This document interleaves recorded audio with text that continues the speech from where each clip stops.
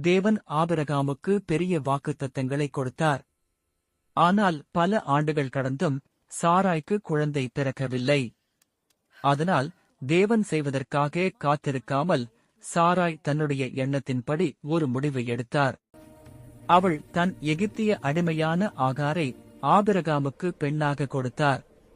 அந்த காலத்தில் இது வழக்கமாக இருந்தாலும் இது தேவன் விரும்பிய வழி அல்ல. ஆகார் கர்ப்பமாகிய பிறகு அவள் தன் அம்மாளான சாராயை மதிக்காமல் நடந்து கொண்டார்.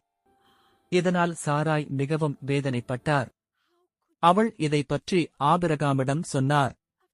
அப்போது ஆபிரகாம், ஆகார் உன் கையில்தான் இருக்கிறாள் என்று சொல்லி அவளை சாராயிடம் ஒப்படைத்தார். சாராய் ஆகாரிடம் கடுமையாக நடந்து கொண்டதால் ஆகார் அங்கிருந்து ஓடி வனாந்தரத்துக்குச் சென்றார். அங்கே கர்த்தருடைய தூதன் அவளைச் சந்தித்தார்.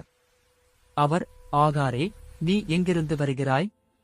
எங்கே போகிறாய் என்று கேட்டார். பின்னர் அவள் திரும்பிப் போய் தன் அம்மாளுக்கு கீழ்ப்படிந்து வாழ வேண்டும் என்று சொன்னார். மேலும் அவள் பெறப்போகும் மகனுக்கு இஷ்மவேல் என்று பெயரிடச் சொன்னார். ஏனெனில் கர்த்தர் அவளுடைய துன்பத்தை கேட்டார்.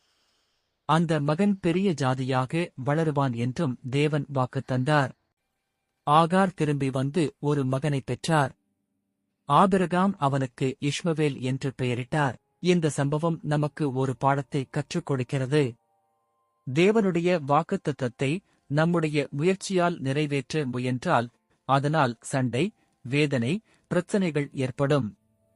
தேவனுடைய காலமும் தேவனுடைய வழியும்தான் எப்போதும் சிறந்தவை. ஆதியாகமம் 16:1-16 முதல் 16 வரை.